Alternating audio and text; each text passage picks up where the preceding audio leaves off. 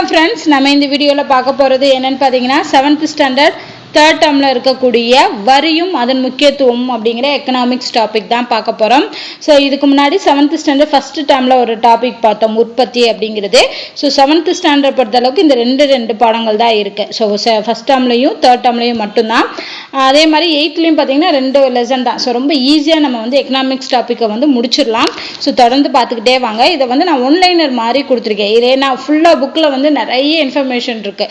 So அதில் நிறைய கதைகளாகவும் சொல்லியிருக்காங்க. அதில் எது இம்பார்ட்டனோ அது எல்லாமே உங்களுக்கு இந்த வீடியோவில் வந்துடும். ஸோ தொடர்ந்து உங்களோட ஆதரவு கொடுங்க. அடுத்தடுத்த வீடியோ கண்டிப்பாக வரும். ஸோ இன்னைக்கு பார்க்க போகிறது வரியும் அதன் முக்கியத்துவம் ரொம்ப முக்கியம். ஏன்னா இதில் கண்டிப்பாக ஒரு கொஷின் வரும். ஸோ அதனால் வரியும் அதன் முக்கியத்துவம்ல என்ன மாதிரியான வரிகள் இருக்கு, அது எதுக்காக பயன்படுது அப்படிங்கிறதெல்லாம் நம்ம தெரிஞ்சுக்கலாம். ஃபர்ஸ்ட் பார்த்தீங்கன்னா நிறைய கூற்றுகள் சொல்லியிருப்பாங்க. அதில் பார்த்தீங்கன்னா வரினா என்னன்னா, வரிகள் என்பவை ஒருவர் அரசுக்கு செலுத்த வேண்டிய கட்டாய பங்களிப்பு. நம்ம கவர்மெண்ட்டுக்காக நம்மளோட சம்பாத்தியத்திலேருந்து நம்ம கொடுக்குறோம். ஓகேவா? ஸோ அதுதான் வரி அப்படின்னு சொன்னவர் யாருன்னு பார்த்தீங்கன்னா செலிக்மனின் கூற்று. ஸோ செலிக்மனோட கூற்று தான் இது அப்படின்னு சொல்லியிருக்காங்க. அடுத்து ஆடம் ஸ்மித் வரி விதிப்பு கோட்பாடுகள் 4 வரி விதிப்பு கோட்பாடுகள் கொடுத்துருக்காரு.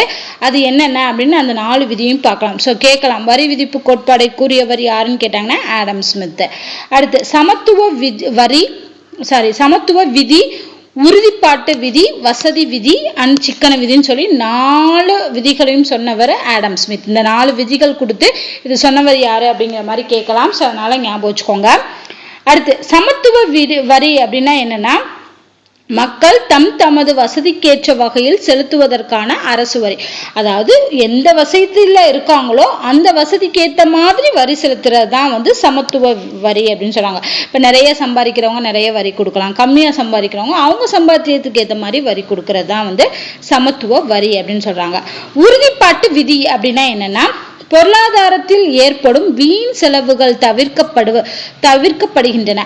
அதாவது இந்த விதியில, அதாவது உறுதிப்பாட்டு விதியில நம்ம கொடுக்கக்கூடிய வரியில பொருளாதாரத்தில் ஏற்படக்கூடிய வீண் செலவுகள் தவிர்க்கப்படுது அப்படின்னு சொல்றாங்க. அடுத்து வரி விதிப்பு வகைகள். வரி விதிப்புல பாத்தீங்கன்னா 3 வகைகள் இருக்கு. விகிதாச்சார வரி, வளர்வீத விதி, தேய்வு வீத வரி அப்படின்னு சொல்லி 3 வரி விதிப்பு வகைகள் இருக்கு. ஸோ ரொம்ப முக்கியம், நல்லா ஞாபகம் வச்சுக்கோங்க. கேட்கலாம், வரி விதிப்பின் வகைகள் இவற்றில் எது அப்படிங்கிற மாதிரி கேட்கலாம். இல்லை என்னன்னா வரி விதிப்பின் வகைகள் அல்லாதது எது அப்படிங்கிற மாதிரி கேட்டு ஆப்ஷன் கொடுத்துருந்தாங்கன்னா கண்டிப்பா இந்த 3 ஆப்ஷன் தெரிஞ்சாதான் 4வது ஆப்ஷன் எது வராதுங்கிறது தெரியும். ஸோ அதனால விகிதாச்சார வரி, வளர்வீத வரி, தேய்வு வீத வரி.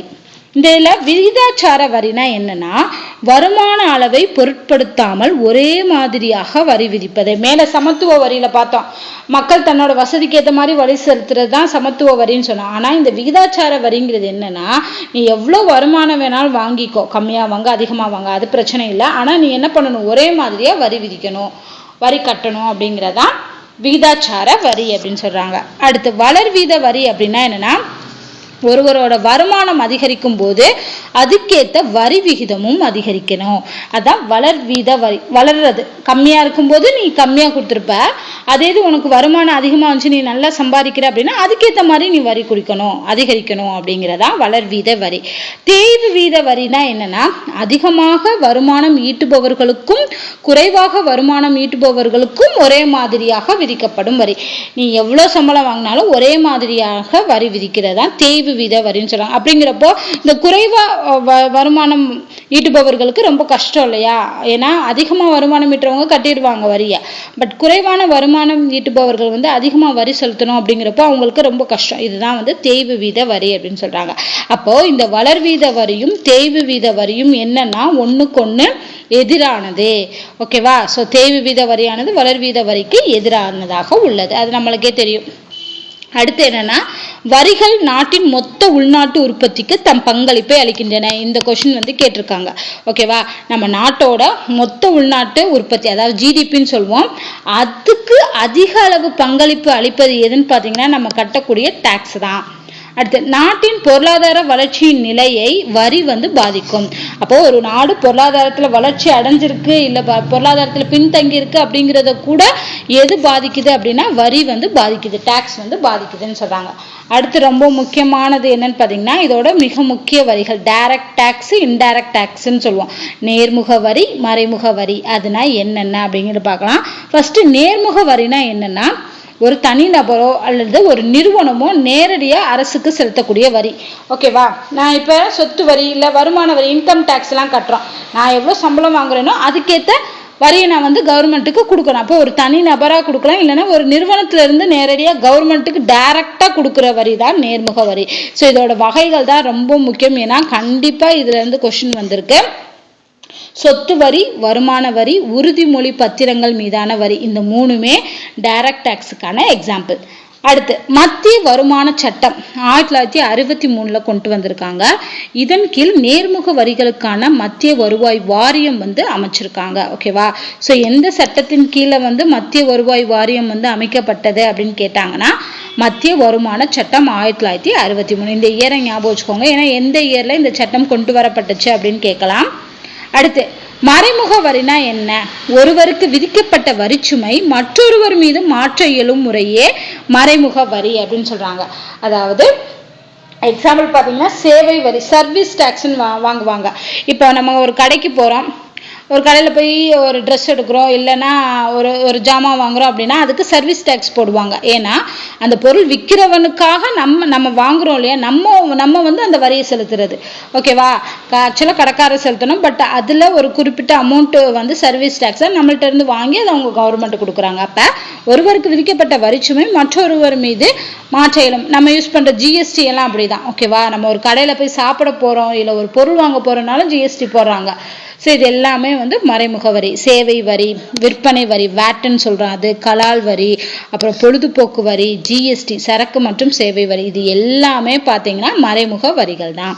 இந்த மறைமுக வரிகளில் ஜிஎஸ்டி சொன்னோம் இல்லையா, இந்த ஜிஎஸ்டியில் 3 வகை இருக்கு. சிஜிஎஸ்டி அப்படின்னு சொல்லுவோம், அப்புறம் எஸ்ஜிஎஸ்டி, இன்னொன்று வந்து ஒருங்கிணைந்த கம்பைன்டு ஜிஎஸ்டின்னு சொல்லுவாங்க. மாநில ஜிஎஸ்டி, மத்திய ஜிஎஸ்டி, ஒருங்கிணைந்த ஜிஎஸ்டி அப்படின்னு சொல்லி 3 வகைகள் வந்து ஜிஎஸ்டி வகைகள்ல இருக்கு. அதை நல்லா ஞாபகம் வச்சுக்கோங்க. அடுத்து அர்த்த சாஸ்திரத்தை எழுதியவர் யாருன்னு பாத்தீங்கன்னா கௌட்டில்யர். அடுத்து இந்த வேட் அப்படின்னு சொல்லக்கூடிய மதிப்பு கூட்டு வரி. ஓகேவா, VAT வேட் அப்படிங்கிறது வந்து மதிப்பு கூட்டு வரி. வேல்யூ ஆடட் டாக்ஸ்ன்னு சொல்லுவாங்க. VATனா வேல்யூ ஆடட் டாக்ஸ். இது கூட ஒரு தடவை எக்ஸாம்ல கேட்டிருக்காங்க. அதுதான் மதிப்பு கூட்டு வரி டாக்ஸ். ஓகேவா, இந்த மதிப்பு கூட்டு வரியை முதல்ல அறிமுகம் செய்த மாநிலம் எதுன்னு பார்த்தீங்கன்னா ஹரியானா. ஸோ ஹரியானால தான் ஃபர்ஸ்ட் வேட்டை வந்து அறிமுகம் செஞ்சுருக்காங்க. எந்த வருஷம்னா 2003. இதுவும் எக்ஸாமில் கேட்டிருக்காங்க. அடுத்து வரக்கூடிய ஜிஎஸ்டி செயல்படுத்தப்பட்ட ஆண்டும் எக்ஸாமில் கேட்டிருக்காங்க. 2017 ஜூன் 1 தான் நம்ம நாட்டில் ஜிஎஸ்டி வந்து அமலுக்கு வந்துச்சு. அடுத்து தூய்மை பாரத வரி. தூய்மை பாரத வரிங்கிறது 2015 நவம்பர் 15 15 ஞாபகம் வச்சுக்கோங்க. 2015 நவம்பர் 15 தூய்மை பாரத வரி அப்படிங்கிறத கொண்டு வராங்க. ஒரு அரசின் திறனுக்கேற்ப வரியை உயர்த்துவது தான் நிதித்திறன். கவர்மெண்ட்டுக்கோட திறனுக்கேற்ப ஒரு வரியை உயர்த்துறது வந்து என்ன அழைக்கப்படுது அப்படின்னு பார்த்தீங்கன்னா நிதித்திறன் என்று அழைக்கப்படுகிறது. ஸோ இதோட வந்து பார்த்தீங்கன்னா வரிகளும் அதன் முக்கியத்துவங்களும் அப்படிங்கிற பாடத்தில் இருக்கக்கூடிய இம்பார்ட்டண்டான டீட்டெயில்ஸ் எல்லாத்தையுமே நான் உங்களுக்கு இங்கே கொடுத்துட்டேன். நீங்கள் உங்களுக்கு டவுட் இருந்தாலும் நீங்கள் புக் எடுத்து வாசித்து பார்த்தீங்கன்னா இதை தவிர வேறு எதுவுமே இம்பார்ட்டண்டாக இருக்காது. ஸோ அந்த அளவுக்கு எல்லாத்தையுமே நான் உங்களுக்கு கொடுத்துட்டேன். ஸோ இப்படி கொடுக்குறதுனால உங்களுக்கு ஈஸியாக இருக்கும். புக்கு நீங்கள் வச்சு படிக்க முடியலனாலும் இந்த பாயிண்ட்ஸை மட்டும் ஞாபகம் வச்சுக்கிட்டாலே போதும். ஸோ இதோட வந்து 7th ஸ்டாண்டர்ட் வந்து கம்ப்ளீட் பண்ணியாச்சு. அப்போ 6th எக்கனாமிக்ஸ் டாப்பிக்கும் முடிஞ்சு, 7th எக்கனாமிக்ஸ் டாபிக் முடிஞ்சு. நீ அடுத்து நம்ம 8th ஸ்டாண்டர்டோட எக்கனாமிக்ஸ் டாபிக் பார்க்கலாம். ஸோ தொடர்ந்து பார்த்துக்கிட்டே வாங்க. வேற ஏதாவது டவுட் இருந்தாலும் கமெண்ட் பண்ணுங்க. அண்ட் உங்களோட வேல்யூபிள் கமெண்ட்ஸும் கொடுங்க. ஏதாவது சஜஷன்ஸ் இருந்தாலும் சொல்லுங்க. அண்ட் இந்த வீடியோ உங்களுக்கு பிடிச்சிருந்தா லைக் பண்ணுங்க, உங்க ஃப்ரெண்ட்ஸுக்கு ஷேர் பண்ணுங்க. நன்றி.